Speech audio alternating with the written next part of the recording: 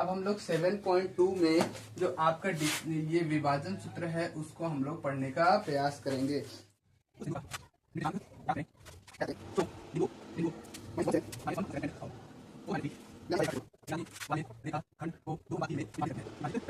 Sir जी ऐसे जब प्रश्न आए तो आपको एक चीज ध्यान रखना है। सर क्या बोला? बिंदुओं।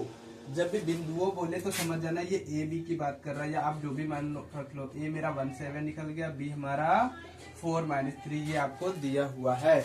उसके बाद रेखाखंड किस अनुपात में विभाजित करती है, इसका रेशियो हमको दिया हुआ है। रेशियो मेथड इसको कहते हैं इंग्लिश में। इनका रेशियो दिया हुआ सर 2-3, यानी M1 हो जाएगा 2 और M2 हो जाएंगे 3 हो जाएंगे।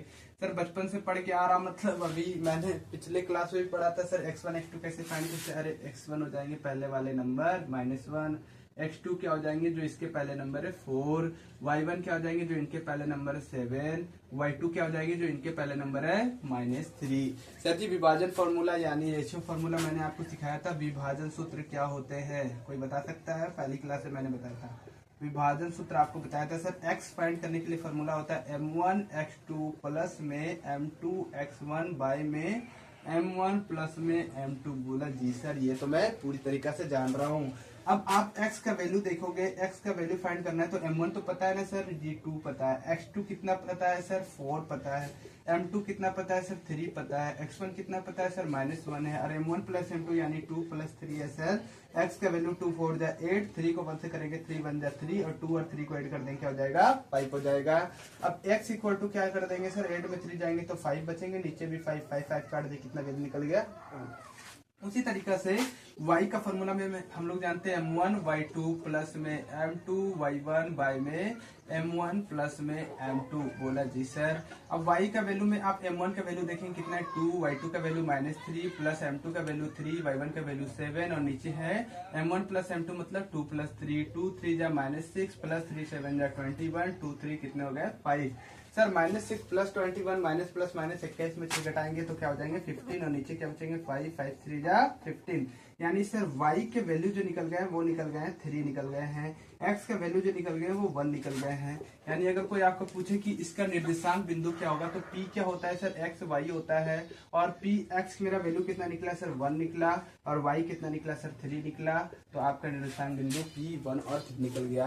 तो इसी तरीका से आज 7.2 के एक प्रश्न को जाने, और भी बहुत सारे इसमें इंपॉर्टेंट प्रश्न है 7 चैप्टर में, जिसमें हम लोग पढ़ेंगे आगे कि सर एक फॉर्मूला मिड पॉइंट निकालने का फॉर्मूला यानी मध्य बिंदु निकालने का सूत्र के बारे में मैंने लिखाया था अभी। तो विभाजन सूत्र के और भी कुछ इंपॉर्टेंट प्रश्न है उसको भी हम लोग जानेंगे, और जो आपका मध्य बिंदु फाइंड करने का जो फॉर्मूला है उसको भी जानेंगे। तो आप लोग इस 7 चैप्टर के लिए और एक वीडियो का इंतजार करें, उसमें मैं पूरा क्लियर कर दूंगा आपका चैप्टर 7, और जो भी टाइप के प्रश्न आते हैं वो सारे टाइप के प्रश्न मैं आपको बता दूंगा। और बस आपसे चाहते हैं कि अगर आपको ये सब समझ आ रहा है कि मैं कैसे मैथ को बता रहा हूँ, किस लय से धीरे धीरे उठा के आपको 0 लेवल से हीरो लेवल तक पहुंचाने का मैं वादा लेता हूँ आपसे, पर आपको मेरा सपोर्ट करना होगा। सर सपोर्ट कैसे करें?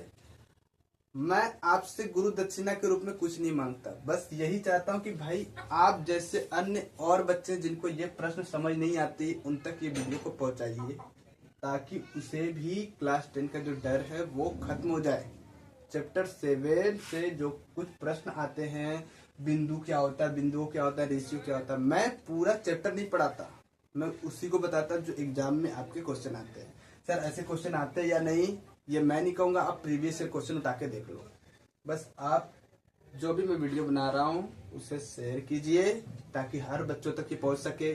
साथ ही साथ चैनल को सब्सक्राइब कर लीजिए और लाइक कीजिए कि भाई अगला प्रोत्साहन मिले कि मैं अगला वीडियो बना सकूं, और आपको अच्छी तरीका से पता चल सके कि सर कैसे प्रश्न आपके एग्जाम में आते हैं।